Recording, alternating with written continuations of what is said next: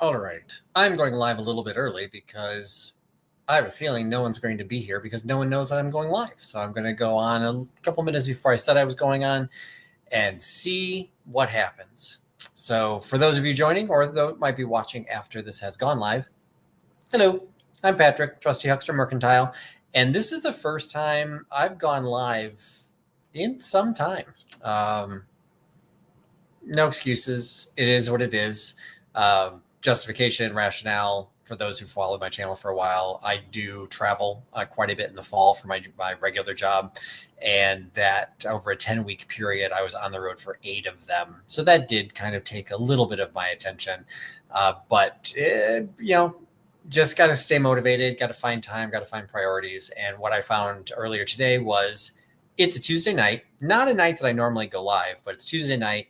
My boyfriend is out of town. I didn't have anything on my schedule, and I was organizing some of my ephemera to sell and realized that I still have boxes that I have not opened from an ephemera auction that I did last year. So figured that was what I was going to work on tonight. So I decided to go ahead and open them live on camera and just kind of see if anyone shows up. And even if nobody shows up, I still have to do it. So might as well participate or do this and see if anyone wants to join in. So I'm going to go ahead and get started. So this does it have a date on it? It does not have a date on it. So this is at least from last year, if not the year before. Yeah, maybe if I open it, there'll be something on the inside. It's actually not. It's not quite the top of the hour, but I will go ahead and start opening this because it may get loud. But it's probably been 2 years. About 2 years ago, I discovered this online ephemera auction, and I had pretty much shifted or wanted to shift my business from selling crystal, selling porcelain, selling breakable items, to selling ephemera. One, because I really like it, something I always source, something I always looked for when I went out shopping. But also from a practical standpoint, because I did have a full-time job and it was taking up a lot of my time, I found that shipping breakable items was taking a lot of my time. I had to find the right boxes for it. I had to find the packing material. I could throw ephemera into an envelope and ship things a lot faster, a lot easier than I could shipping breakable items. So I still have breakable items. It's still something I want to sell. Some things go into my booth. But I found this auction house and I kind of got addicted. And if you've never participated in an auction, one, I will tell you should, because they are fascinating. But second, I will warn you, they are addictive. And that is what happened here. So this was a weekly auction that took place. They may still be going on. I don't know, but I basically had to stop cold turkey because I had literally spent thousands of dollars at this auction house. And I had 4 or 5 of these boxes that I still have not opened. And this, like I said, at least a year, if not 2 years later. So it's one of those cases that I was buying more inventory than I was actually listing for resale. And that is not a good combination when you're a reseller. And so I focused on what I had. And then these just kind of got stuck in a corner. And embarrassed to say, didn't really forget about them. I saw them all the time, so I knew they were there. It was just, I had so much inventory, and to be perfectly honest, I still do. I have so much inventory that I need to list. I didn't need to open any more. But if you follow my channel, once a month, I do an online drop sale with Beth from Carolina Princess Sweet Treats and Pretties, and we take turns hosting. And when I went to do the live sale or the drop sale this month, I kind of realized that I didn't have a lot of themed inventory. And I like to try and do some level of a theme when I do my half-hour drop sales. They haven't been as popular lately, and that might be because they're novel. They're not as novel as they used to be. Could be that I'm putting minimal effort into creating the video. It's kind of like if you're a reseller, you really have to kind of weigh how much effort you put into something versus how much return you're getting back out of it. And making those videos can be a lot of work. So I was doing minimal effort in creating the videos. So that could hurt because people may not enjoy the videos. But from the practical standpoint, I was kind of like looking around going, all right, what do I want to include in this? And I'd already kind of done a lot of the themes that I wanted to do. So I was hoping that if I go into some of these boxes, I might find some new ephemera or refresh ephemera that it's not, literally has not seen the light of day nor seen the sales floor in years, and get motivated when I do my next sale, which I'll be running in December. I gotta pick the date for that. That I'll have some new theme and some new items to sell. So I just opened the box. And the primary item that's in here is in an envelope. So I will open that. But there was also an envelope separate. So it was primarily a paper auction house, but I do not remember this at all. I do not remember buying this. I do not remember what it was marketed as. It's metal. It's a tin sign, and you can see it's got mounting holes at the top and the bottom.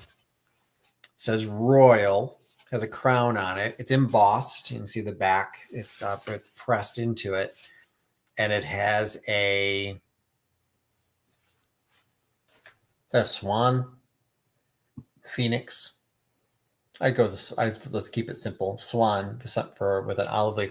I'm going to assume it's some sort of a tobacco piece, but I don't know what this is, and I don't remember buying it.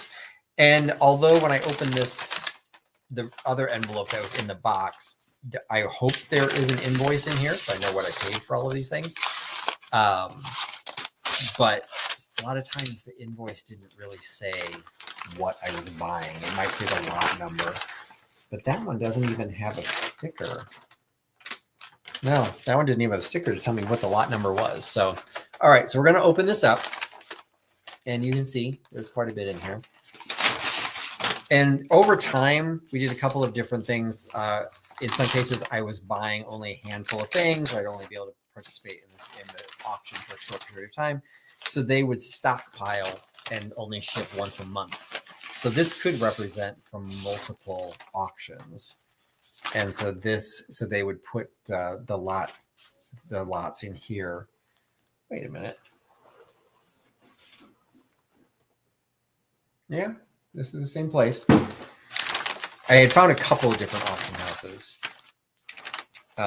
but this was my favorite one.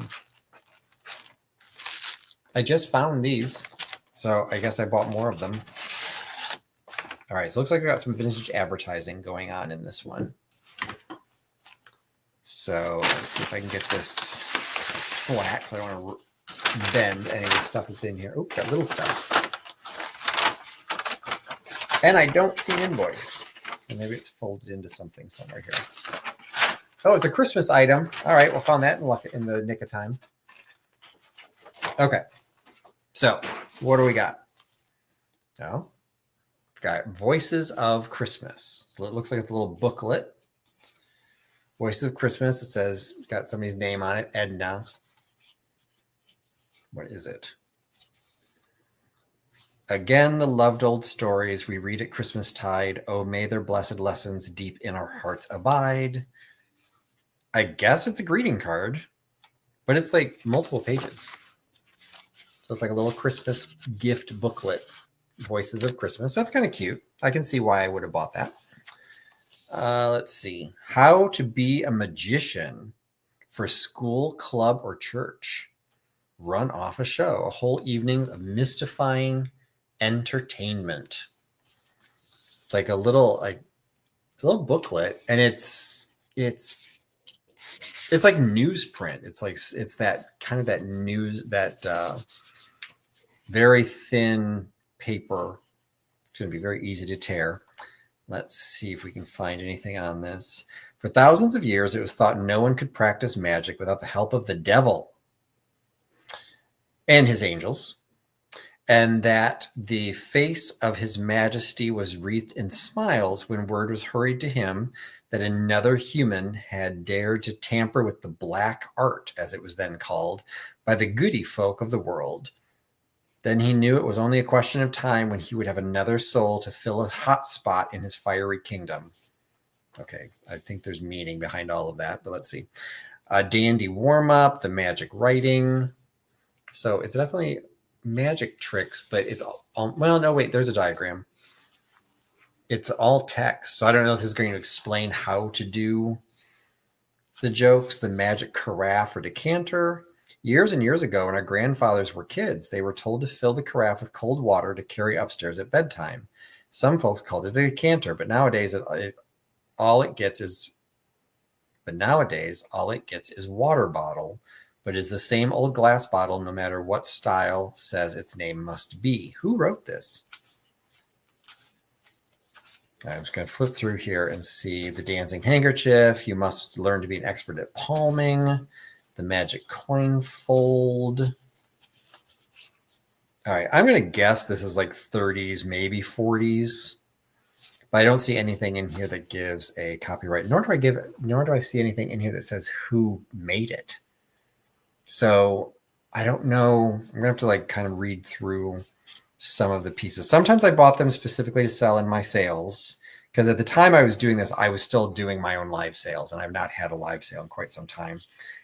So sometimes I'd see something like, oh yeah, that'll be easy to sell. But I do still have the Unbreakable sale with Scott at the old Curiosity Shop. And so some of these things I might be able to sell there. So I do have some magic books. I could add that into a mix and do like a little lot. But so we got that. I have a stack of these popcorn bags. These are selling really well, so I know why I would have bought more of them. I don't have any of these listed on eBay right now. I have another popcorn bag that is a carnival bag with a parrot on it. And I've been selling those on, I think there's one still listed, might still be one listed on my eBay channel. I think they were selling between 10 and 15 bucks a piece. So I'll see if I can list this one, see if there's any of these listed already. Hershey Park, Pennsylvania. I haven't been to Hershey Park, so I don't know if that's a drawing of Hershey Park, but it says made in Hershey Park, Hershey, PA. Popcorn, vintage Coca-Cola label on there, logo on there. Does not have a date on these, but they're that glassine paper, wrinkly paper. So we'll see if I can get those listed.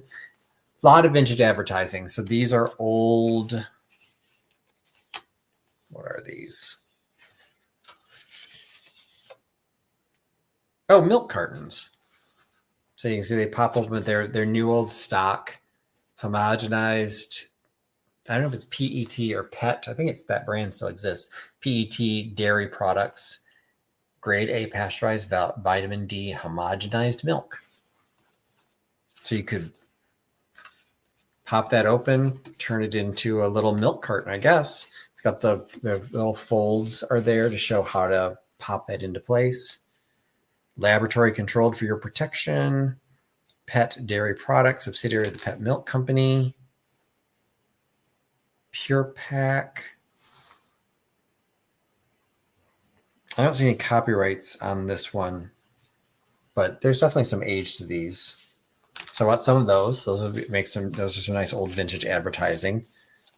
Those I can sell those in the booth and maybe list some on my eBay channel. So let's see. Women, save your hands by using the Stovine stove polishing mitten for shining your stoves. Buy a mitten of your grocer for 15 cents and get a 10-cent box of Stovine free. The shine on your stove lasts twice as long when polished with Stovine as when blackened with other stove polishes. Okay, well, when was the last time anyone blackened their stove? So these must have some pretty good age onto it. Hey, Dilbert. Oh, your mom worked for Pet Milk. Oh, too funny. So I'll have to do a little bit of digging, figure out when their logo looked like that and how old these are. 3.5% butter fat. So SOS Defiance 2. I don't know if it's Defiance, Ohio, or what the Defiance would represent. The only state that I know or city that I know is in Defiance, Ohio. But it says Portsmouth, New Hampshire on it. But it's like a little gusseted paper bag. So that's kind of cute. You can turn it into a what are those little candle things that you put along the side of the sidewalk? I can't think of the name of them. These I sold a lot of. I sold these when I had my when I was doing my live sales, because they're like little devils up on the top. X-ray stove polish, so another stove polish. So I've got Women Save Your Hands with the stoving polish, and then I've got the X-ray stove polish. So I can pair those up maybe and sell them in a lot. Probably sell some of those on Scott's sale, but I could probably list some in my store and put some in my booth. All right, so we got little things here tucked in. Oh, wait, we got more. Oh, we got more women's. Got 12 pet. Is it pet or PET? You just spelled it with a lowercase. So is it just the word pet? She's cleaning out the basement and gifted you milk mugs. So plenty of vintage advertising. All right, what is this? Looks like a check, I think. Yes, says pay to myself. An illustrated check. Rough on rats. Don't die in the house. Gone where the wood woodbine twineth. Okay, I don't know what that means. Gone where the woodbine twineth.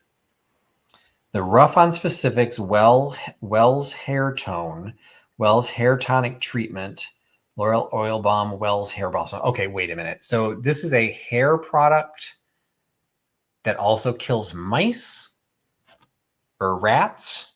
What the heck? Hey, Karen. I don't even understand the combination here.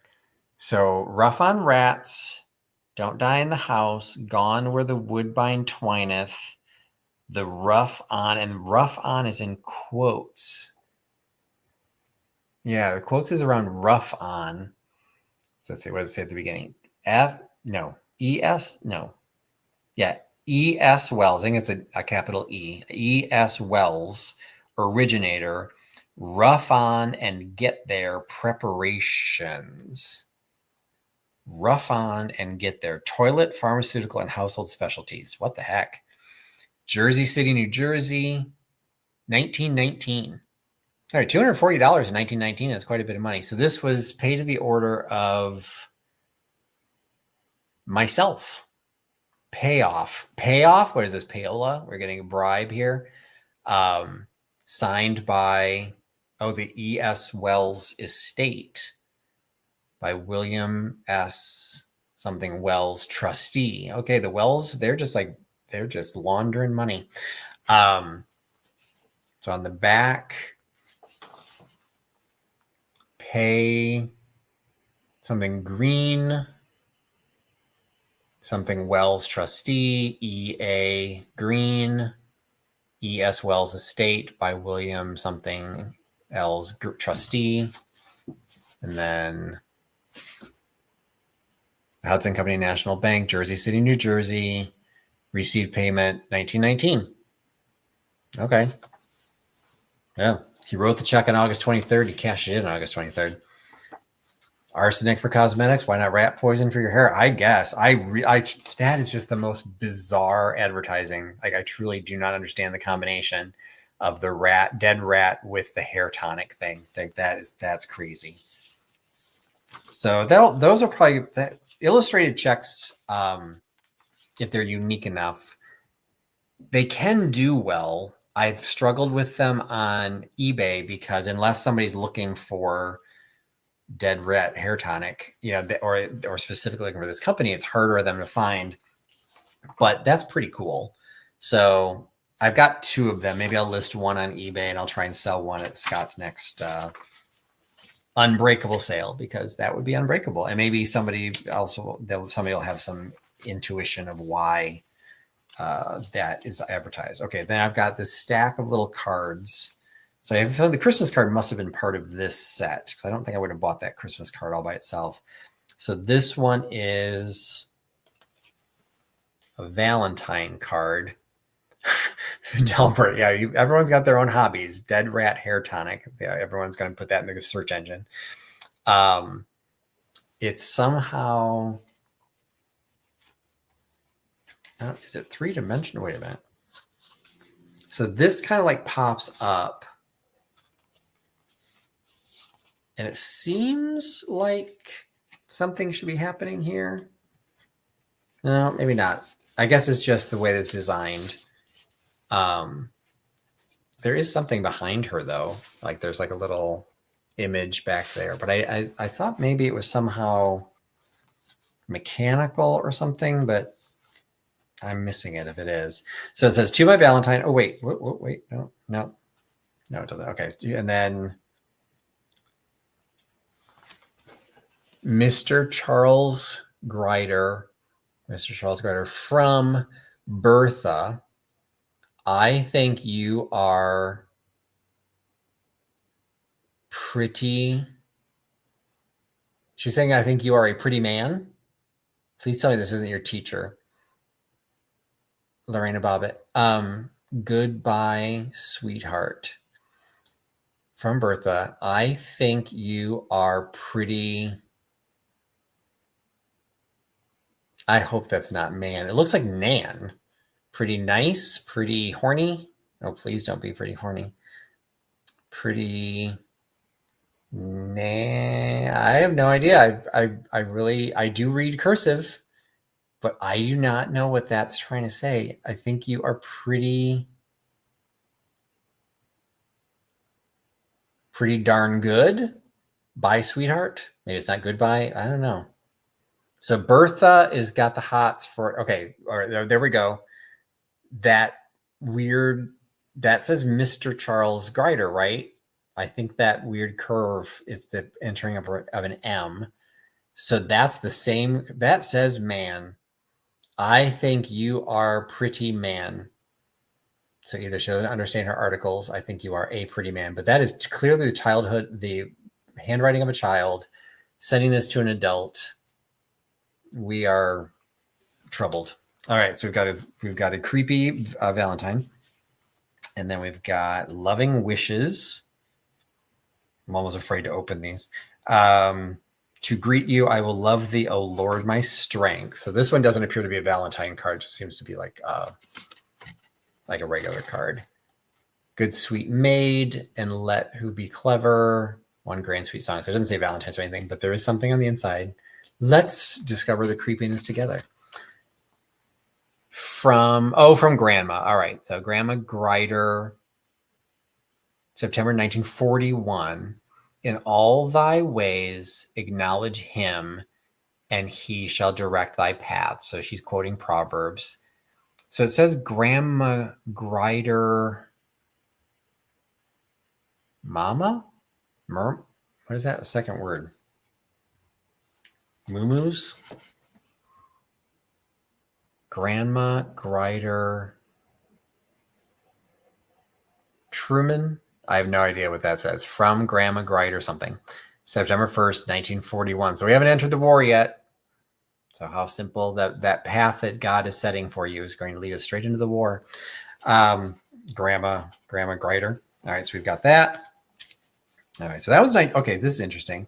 So that one's dated. That was 1941. This one is not dated. This one, golden text of 1896. So this was a weird little lot. Oh, yeah. So Grandma Grider. Yeah, it could be a name. Myrna. Looks like Murnnna. All right, so then this one is older. So this one's from 1896, golden texts. So this is like a booklet. This doesn't appear to be this is not a greeting card. This is a booklet. Do you teach? If so, there are no questions as to your appreciating the monthly Sunday school lesson illustrator. And so I guess that's what this is, the booklet for teaching Sunday school. So again, copyrighted 1895. got the calendar for 1896. It's kind of cool. Lessons in Golden Text for 1896. Studies in the Gospel according to Luke. All right, so this is kind of like, okay, I was raised Catholic. So what did you call, was it the epistle, the missal, missalette? What was the thing you got in church every week? So this appears to be broken down kind of like that. So January 5th, you teach about the forerunner of Christ. January 12th, you teach the boy Jesus. January 19th, the ministry of John the Baptist. So it's like, oh, January 19th and 26th. I was just 20th. The early ministry of Jesus. So I remember that there was something, it's like giving me, I'm going to have night terrors thinking about this. Something in the pew. It was like a weekly little magazine. I want to say epistle, but that's not even a word, is it? Missive? No, that's not it. Anyway, whatever it was like there was one for every week. It included what hymns you were supposed to sing, but it was always like 2 bars of the hymn. It was never, I remember the first time I went to, I think it was either a Lutheran or a Methodist church, and they sang all 6 verses of the entire, I'm like, what is this? We don't sing this much. So something about, I guess this was the way for Sunday school, this would have been the way you would have like kind of gone through and taught one scripture each week. So I guess you're supposed to just hold on to this for the entire year. So that's actually kind of cool. Not huge into Sunday school. Yeah, epistle. I think I want to say that's right, but that doesn't. That's like, it's almost like we're making apostle, like turning that into something else. But I want to say, and I also want to say missal, but that also seems very bad when it goes to search. But missive, I don't remember. So anyway, so I don't tend to do a lot of religious items, but that actually is kind of cool. Let's see. Then we've got another. This one is a card, I think. Wait, does it open? Oh, wait, there's a little sheet inside. So it's like a little mini book, but there's only 1 page to the book. For Old Lang Syne, gladness and joyousness with you abide this happy New Year's Day, with good fortune and luck by your side, heart light as flowers in May. For Old Lang Syne. So somebody initialed it. Were you going for secret admirer? You're making somebody work for it. Like, that's really weird to sign it way down at the very, very bottom and then just do like CSG or whatever those initials would end up being. But that's all. That's the only thing that's written in there. There's no other name. The cover is embossed. That's kind of pretty. These are the types of things that I find hard to sell on eBay. If I had a bigger audience and people just came to me, and if I put stuff in there more often, I have like 175 items in there right now, which is also an indication. I try and keep 200, and I've sold enough and I haven't been able to restock it. So it's actually a little low. If I had more like regular customers in it, people might just stumble across it. It's like, oh, that's kind of cool. But to actually find this, again, it's like searching for the hair tonic rat poison. Is anyone really looking for New Year's card, like vintage? So it's like vintage ephemera. It's not even an advertising piece. So these are the types of things that end up in my booth, or that I started selling at that ephemera sale with Scott. So that is kind of cool. And then let's see. I also went really heavy into this, and I literally have stacks and stacks and stacks of these old letters. Oh, so the epistle was a book in the New Testament. Okay. These are the old letters. So now I remember when these were sold, there's somebody that was also participating in the auction, and I need to like research these. There's something to do with the color of the stamp on this, that these are green, or is that green or blue? Teal. That the 5 means something. But these are the letters that folded in on themselves and then got wax sealed, because this is pre-Civil War. This is 1846, Philadelphia, PA. So they actually somebody must have had some money, because this is a huge sheet of paper. that they ended up writing a fairly small letter on. So let's see what it says. See if I can figure out what it says. That's practice our fancy writing. Philadelphia, PA, April 23rd, 1846. Dear brother, please cause a barrel of Bedford mineral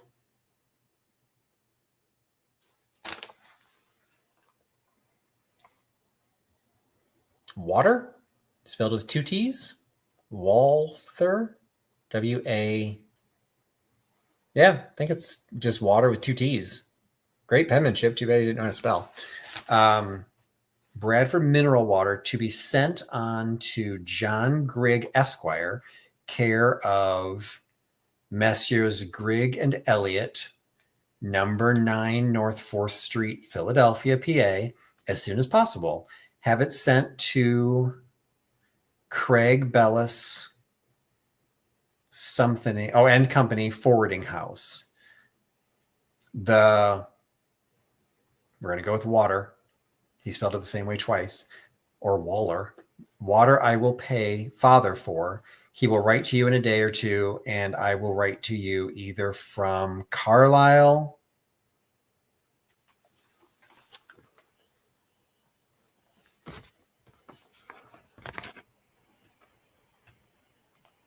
Bealsburg, I think that's an O, Boal.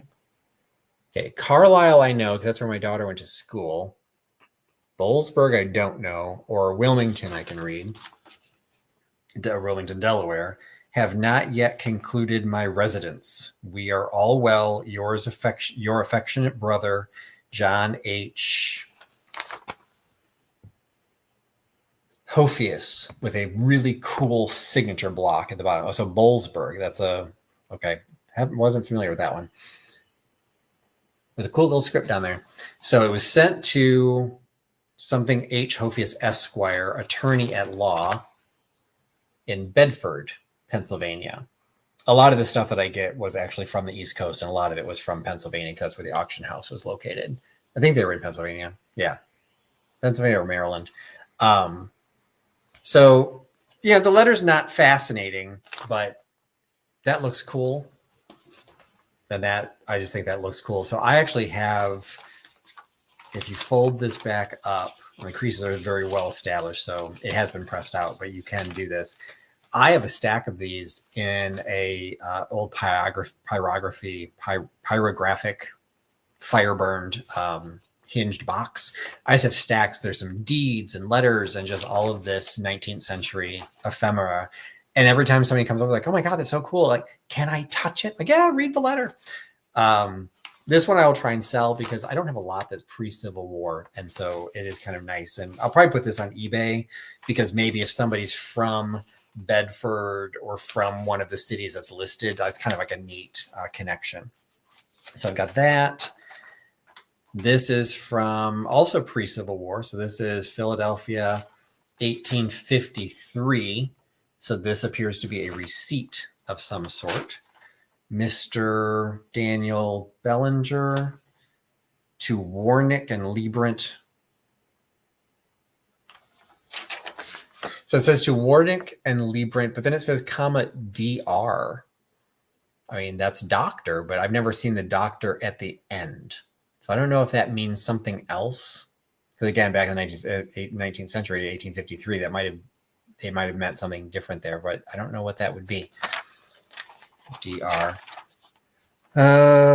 Cash on bill received June by cash, February, March.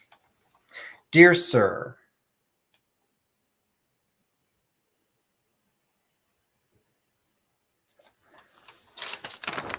okay, their penmanship isn't quite as nice. I think it says above, please, maybe. Above, please. Find memorandum of account to date and enclosed something for acceptance for and up this year account which is correct and meets your approval. Please accept and return by mail. Please remit the balance of note at your earliest convenience. Yours respectfully, this company, Warwick and Liebrant, something Dowell.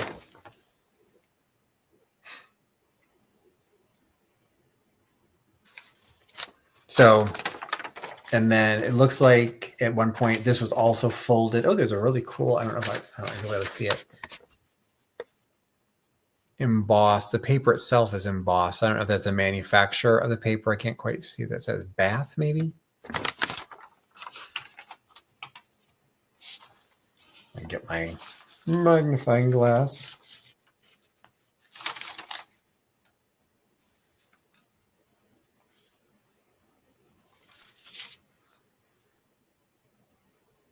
That's pretty cool. So yeah, so that's what's embossed in the corner of the paper. That's actually really pretty embossed, totally tiny, tiny, tiny. I have to magnify to see it, but I'm assuming that's just maybe who makes the paper. But it was folded, and then they wrote on this, like when they probably put it in the files, enclosing the letter, but 1853. Old letters must be popular. There's an online site that sends them out monthly with a subscription, photocopies. Well, I mean, it's one of those cases, if I ever had the downtime, I'd love to go through. I probably have 100 of these letters from turn of the century. I'd love to be able to go through them, because if there's something salacious in them, like I think that's where the letters get interesting. Like, you know, suddenly like, hey, it was great spending the night with you last night. Hope your wife doesn't learn. So let's see, we've got, this is 1850. So I guess I bought a whole series of pre-Civil War pieces. Oh, wait, this fell out of this one. J.O. Frail will call this afternoon Friday morning. Okay. It fell out of this letter, which also was all folded up, and it had the wax seal on it once upon a time. This is Hollidaysburg. That's also in Pennsylvania. I will attend at the courthouse in this borough on Friday, the third day of May next, for the purpose of auditing the accounts of John Dougherty, executor of estate of Bernard O. Friel, deceased, James Gardner. So he must have been the trustee or something related to the bank. So, you know, these are also cool. And again, this will probably end up on eBay, because if somebody does, it's kind of luck of the draw, but if somebody does genealogy, if you know who John Dougherty is and died sometime around April 29th, 1850, and lived near Hollidaysburg, this is related to you. Kind of hard to find that on a live sale. So this fell out of it, but does not appear to be related to this one, because this was sent to A.J. Klein, Esquire. I was going to say present, but maybe that's a town also. Or maybe president. Not sure what that says. But this says J.O. Friel will be calling on you. And that is not a name in this letter. So I don't know if it's in one of the other letters. So I'll keep this to the side, see where if I can figure out Friel. All right, looks like we've got a plat of survey of some sort. Kind of a hand-drawn map. This is kind of cool.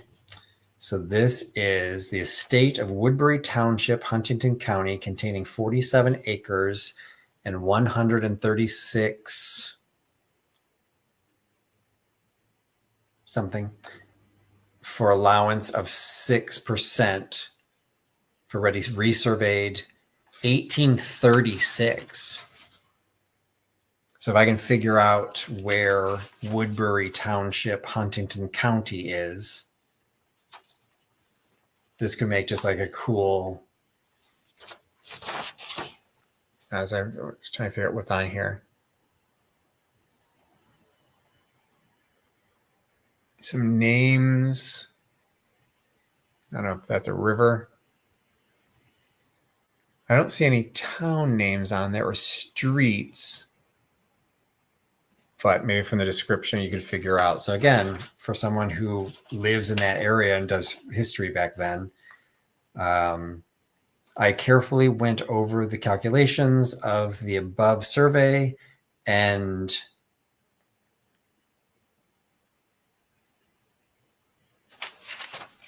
that's where it says acidify. Should say testify, but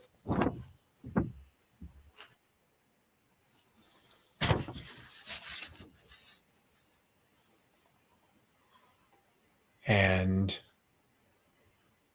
something it looks like it should be say testify. Testify that it is correct. No mistake about it. H. Okay, Mr. Beaver, you did the original survey and then you signed your certification. You verified your own work. I really think that's cheating. But the draft of allowance, Jacob Tester for N something Smith.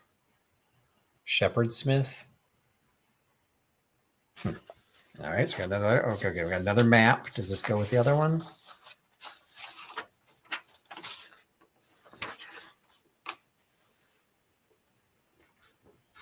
This is of the Brumbau land connecting with ours in the Barren. So it says on the back. So this one's not dated, so that makes it a little bit difficult, but I'd say it's probably around the same age as this one. All right. So this is all folded up. So this is a ledger. I love ledger pages because these look fantastic framed. So this one is disbursements.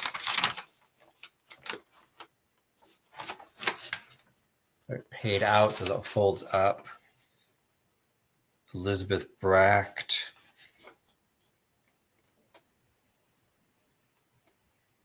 So there's a weird section here where all these people got paid out the exact same amount.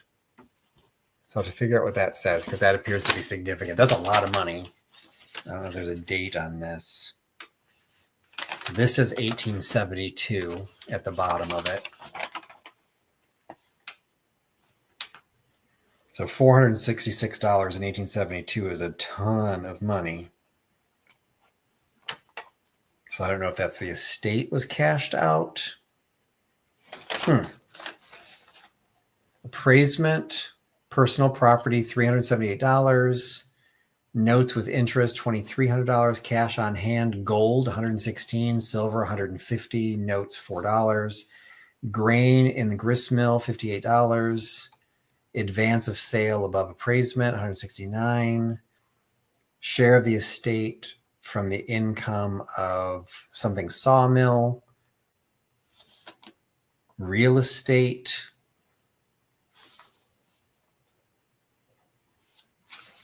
So yeah, so something about the calculation of the estate, and then maybe this is the disbursement of that estate. That's kind of cool. It'd be difficult to frame the entire thing, but I love those. All right, I remember these. Can I show these without being demonetized? I don't know what I'm going to do with these, but I'm going to let you decide what you think these are.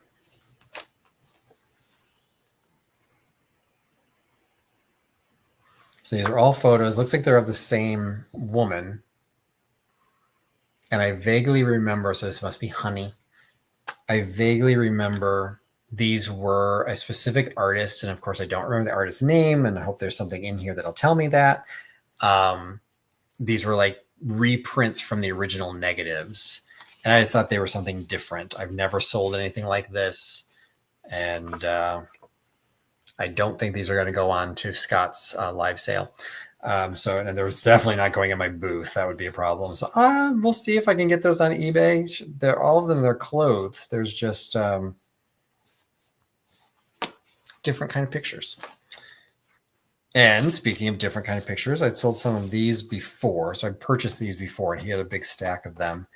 They're old. What do you call these? Police records. So you've got all his fingerprints. Sheriff's Department of San Bernardino, California.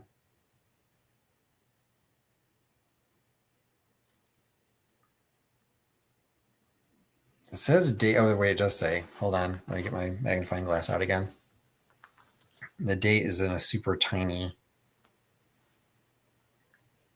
1966. This man's 31 years old, 195 pounds.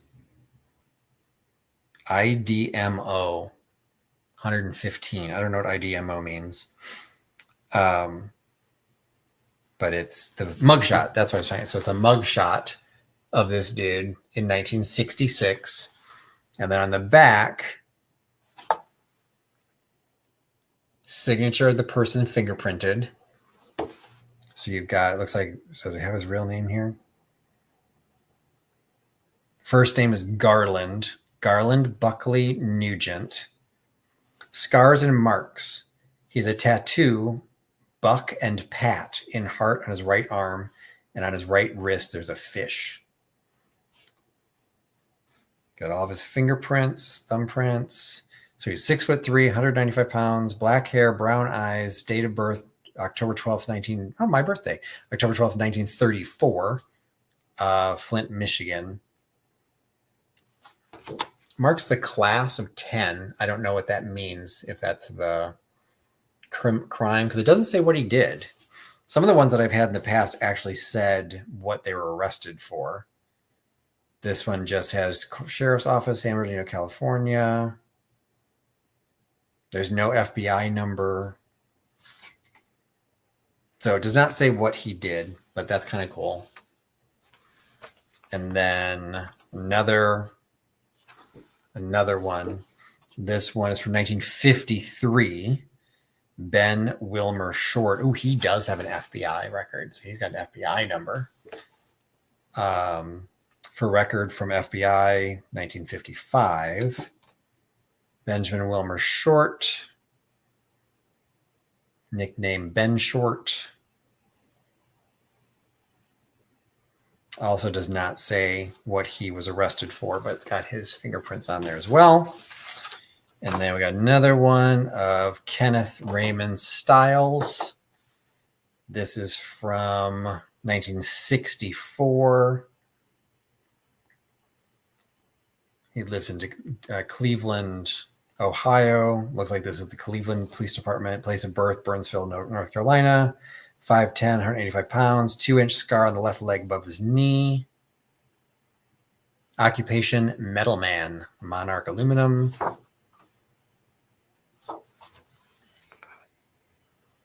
So got that mugshot and fingerprints there. So I've got 3 of those. It's kind of cool. And I remember buying a lot of travel stuff from them. So here's the Williams Inn in Williamstown, Massachusetts. Those alluring Berkshire Hills.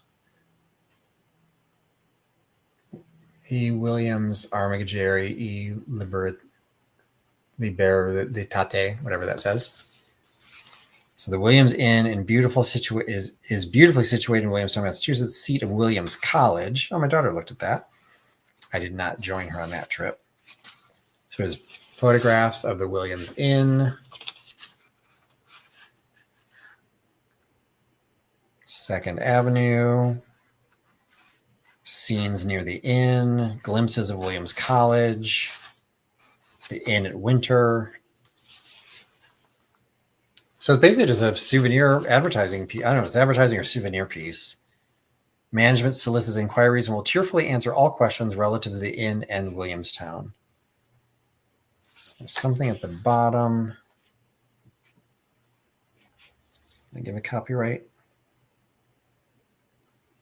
The Albert Type Company, Brooklyn, New York.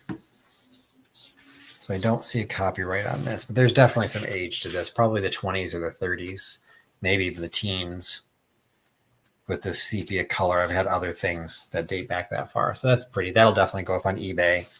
That'll be a very targeted audience. Santa Ana Park, if I'm not mistaken, that is a horse track, right? Santa Anita Park. Los Angeles Turf Club Incorporated. Says it's from 1939.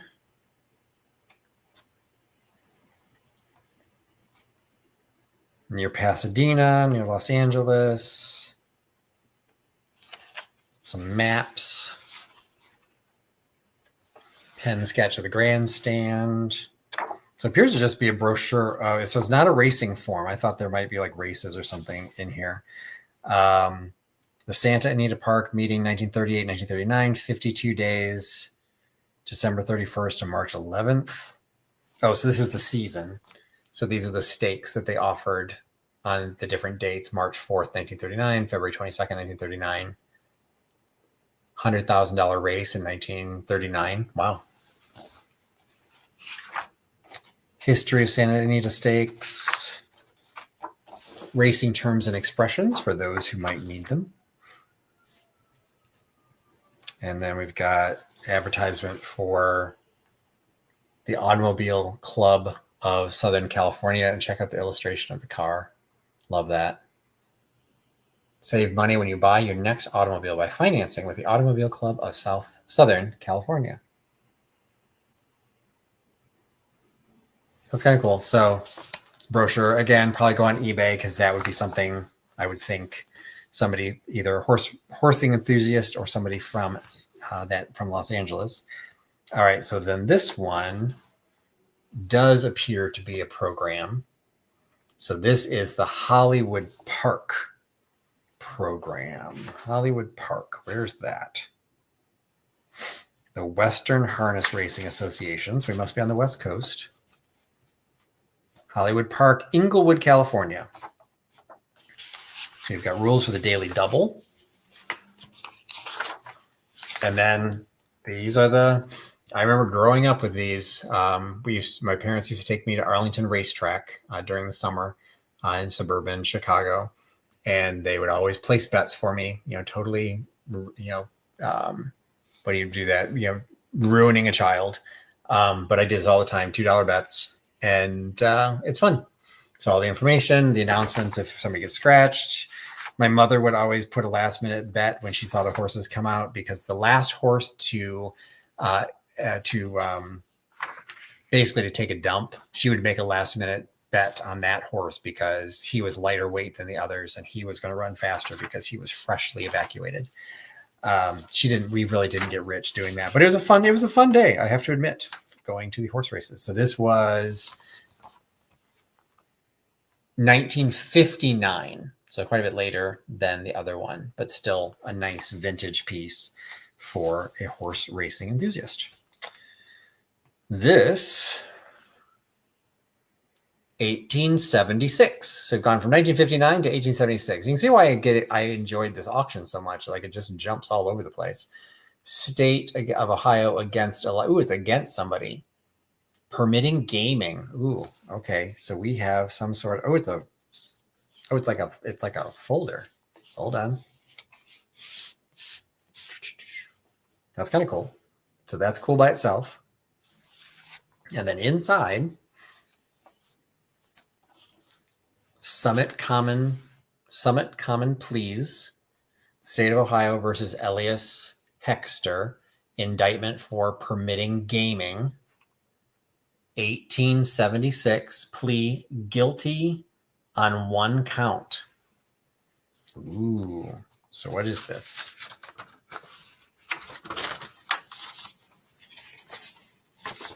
Does it open? I'm confused. Here we go. Ooh, it's long. All right.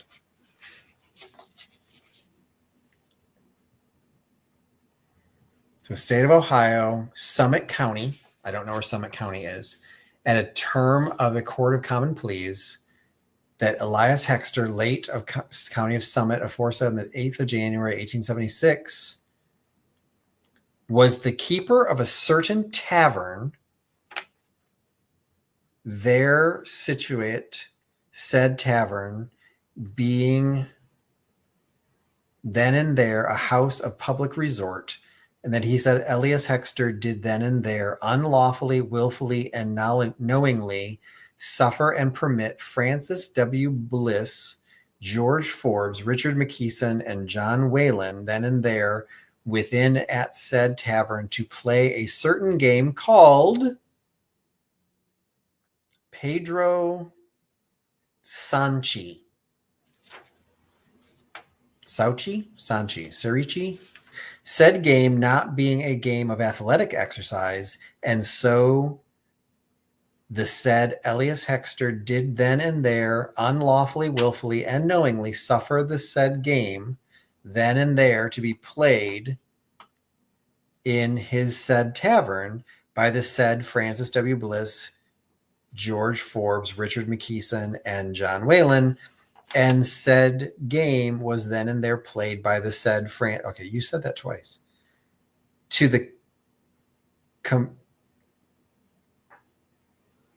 the corruption of good morals, contrary to the form of the statute in such case made and provided, and against the peace and dignity of the state of Ohio, and the jurors aforesaid by the authority aforesaid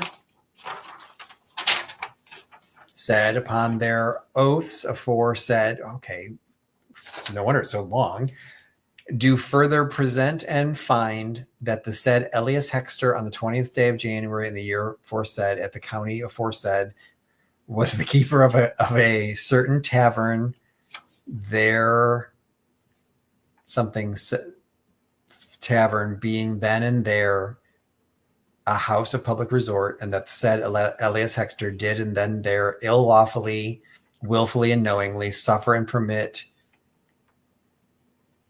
Oh, there's a new name. Lumen Leach, George Forbes, Byron Browse, and Andrew Gross then and there within and at said tavern to play a certain game called Pedro Sancho's, Pedro Sancho. Said game not being against, again, of athletic exercise, and so the said Elias Hexter did then and there unlawfully, willfully, and knowingly suffer the said game then and there to be played in his said tavern by the said Lumen Leach, George Forbes, something Brower, and Andrew Gross, and said game was then and there played by the said, okay, we've said this so many times,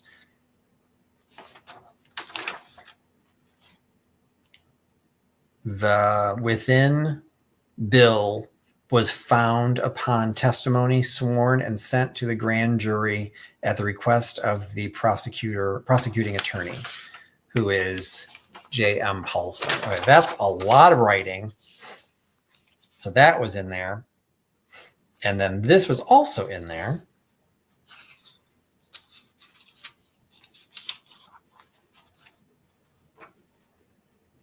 This day,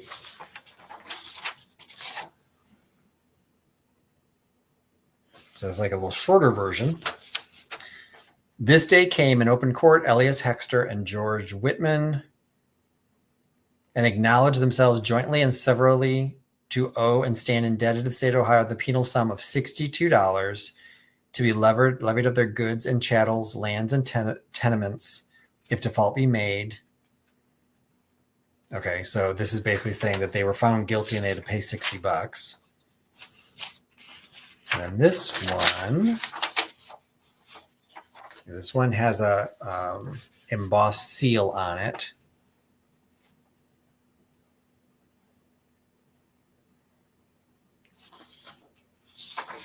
The state of Ohio versus Elias Hexter. Okay, Capias. I don't know what that is.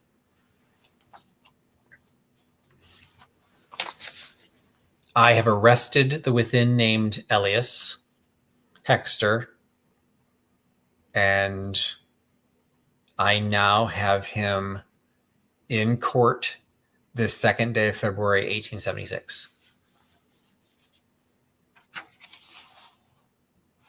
All right, so all of this is related to this thing. 1876. That is very cool.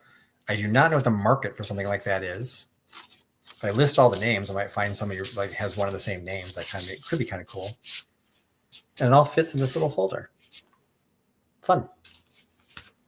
All right. Then we've got a booklet from 1966 on successful beekeeping. Like a newsletter of some sort, volume 1, number 5. Bees from strong colonies make better pollinators. And we've got another successful beekeeping. Okay, I'm going to set these aside because I've talked about this a little bit. Scott from the Old Curiosity Shop, David from Vintage Uprising, Texas, and I will be doing a joint sale probably in January.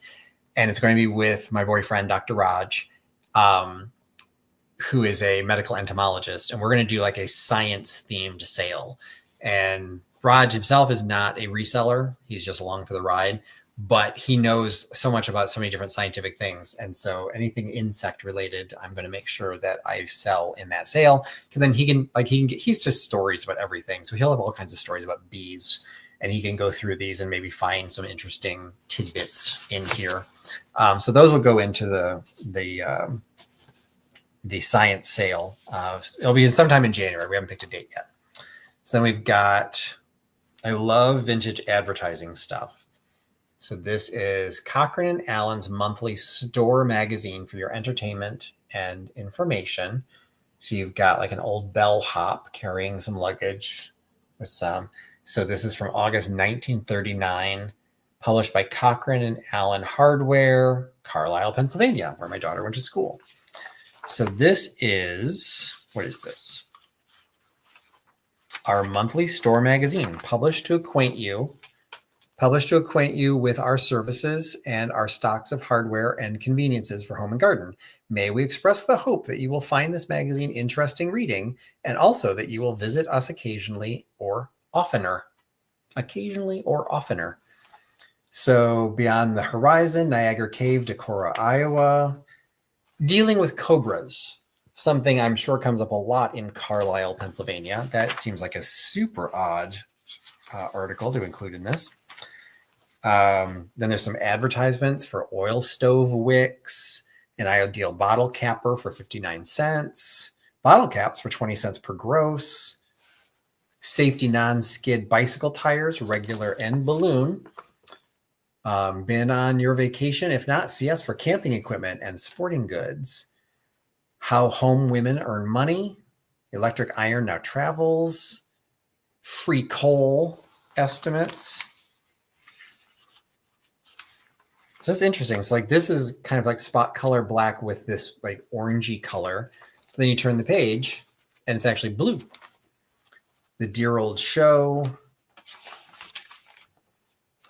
Rent this Johnson electric floor polisher for a day. Wow, they even did that back in what year? 1939. Go to your store and rent the floor polisher.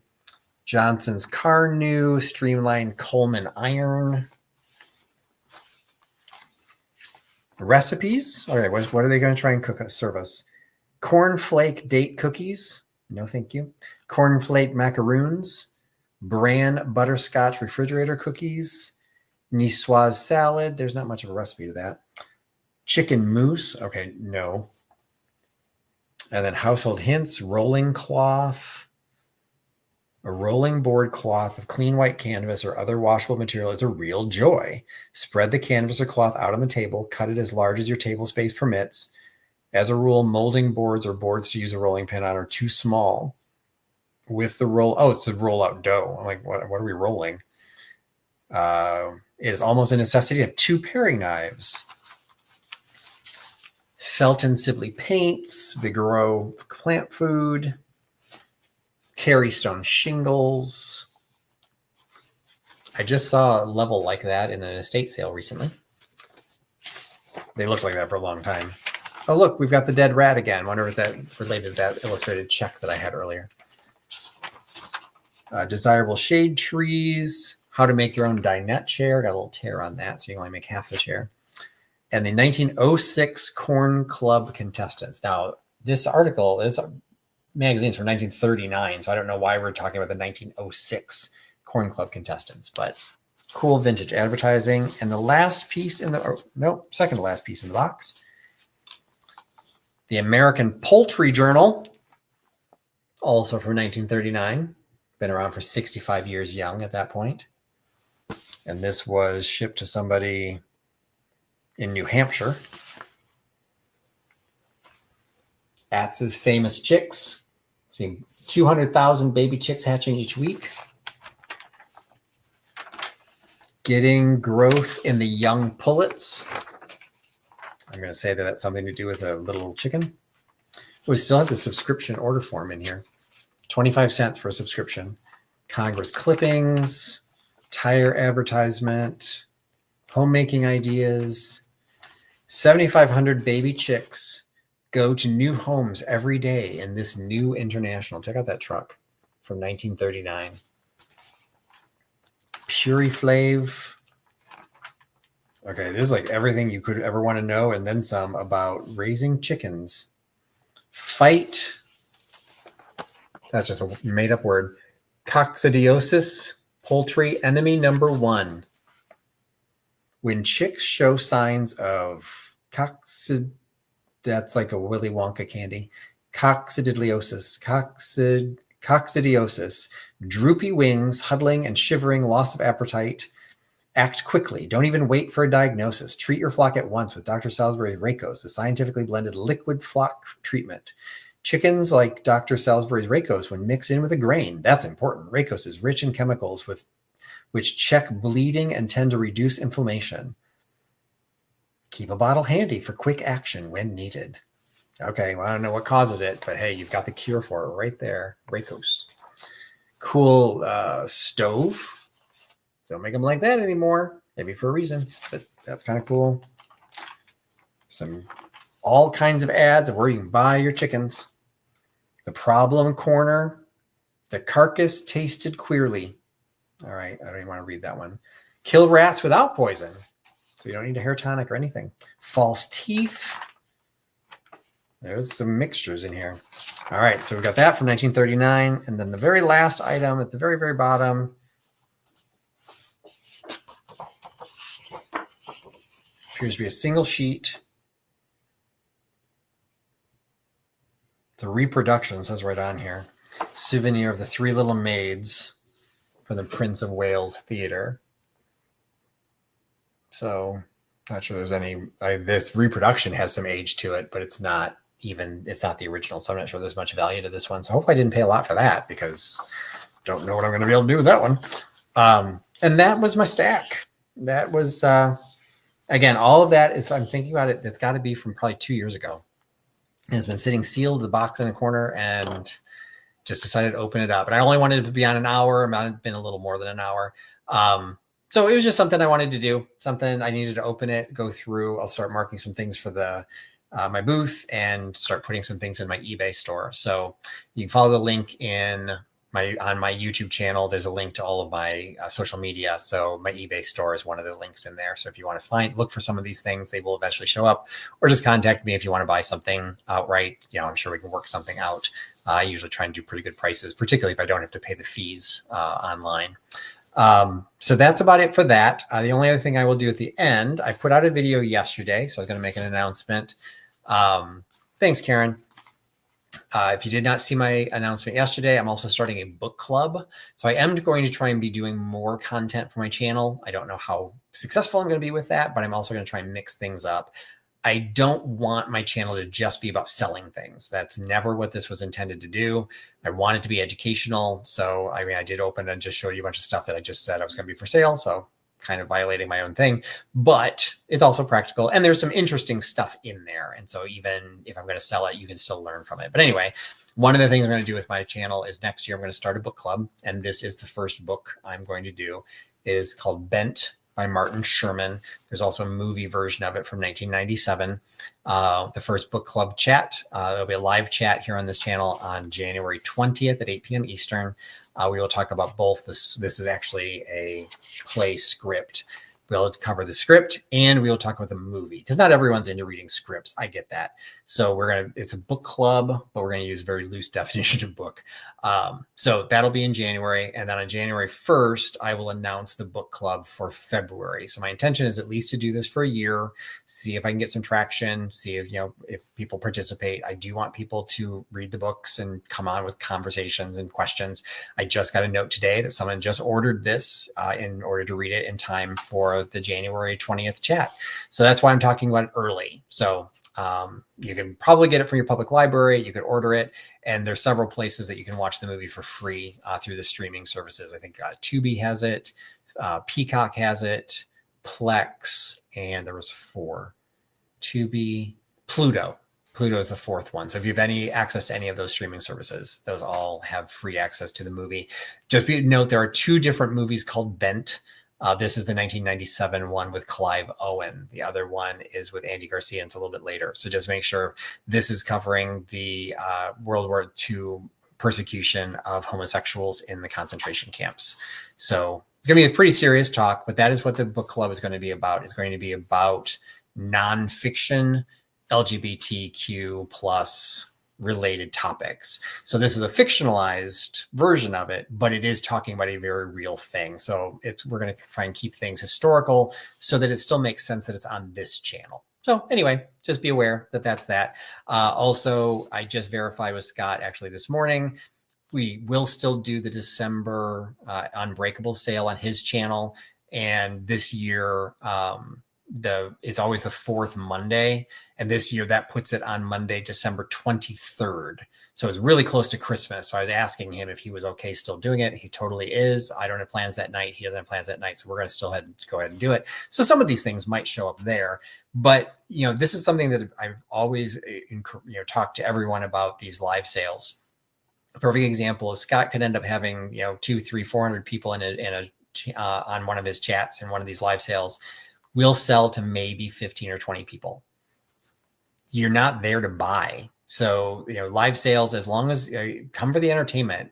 The reason I like doing them with Scott, and I hope the reason he likes doing them with me, is because we are all about education. And that's what I want my YouTube channel to be. So when we have something, we will talk about how it was made, where it was manufactured, when it was manufactured, maybe why it was manufactured, whatever. We'll always try and do something. And it's all heavy in ephemera, unbreakable stuff. Like, unless I can figure out what this is, this will probably end up in one of Scott's sales, because unless I can figure out what this actually is to put it on eBay, no one's going to find it. So I'm thinking it's an advertisement for something, maybe either liquor or cigarettes. So if I can find it, it'll probably do better on eBay. But if not, it's just kind of a cool piece and it's not breakable. So it would match on Scott's sale.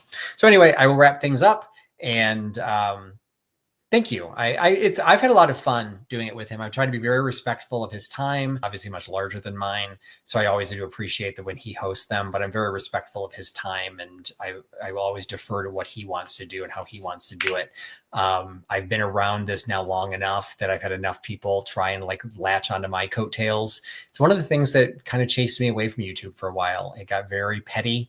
It got very juvenile, a lot of name calling and a lot of just ankle biting. And I just kind of got tired of it. And some of it was directed at me, but a lot of it was directed at other people. And I didn't like witnessing it. So always respect Scott. He was one of the people that, he didn't know it, but he was one of the people that actually taught me how to build my channel, because I loved watching his shows.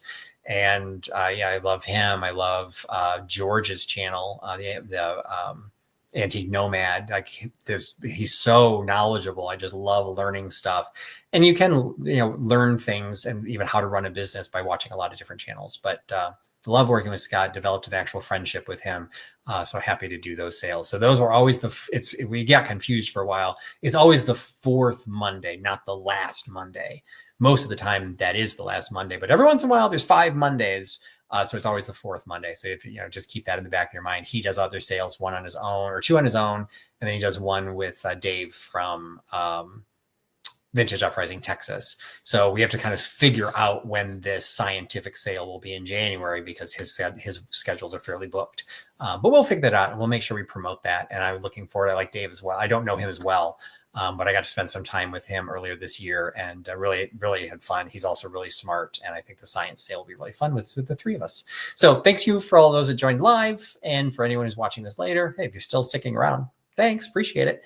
And hopefully you'll see some more content and you'll see some variety, and let me know if there's anything you're looking for. And some comments came in. I can't read them, so I took my glasses off. Oh, Scott just joined in. All right. Well, I was talking about you. Ears were burning. So yes, things can get ugly. So and it's one of those things. Some people thrive on the ugliness, and that's what I actually started not liking. There are cases where people would tell me "Oh, did you hear what somebody said about you?" No, I didn't. And I really could have lived without learning that, so it's I don't need that kind of negativity. This world's negative enough. So appreciate for those of you who joined, if you watch the video again later, there is some cool stuff in there. So some of it'll show up on Scott's sale. Maybe Scott knows what this is.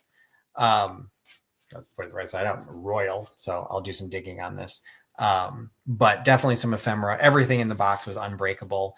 Don't think I'll be keeping anything. Nothing really piqued my interest, but some will end up in that science sale. So anyway, again, thanks everyone. Thanks for your time. Thanks for your trust and Trusty Huckster. And I will talk to you again soon. Bye.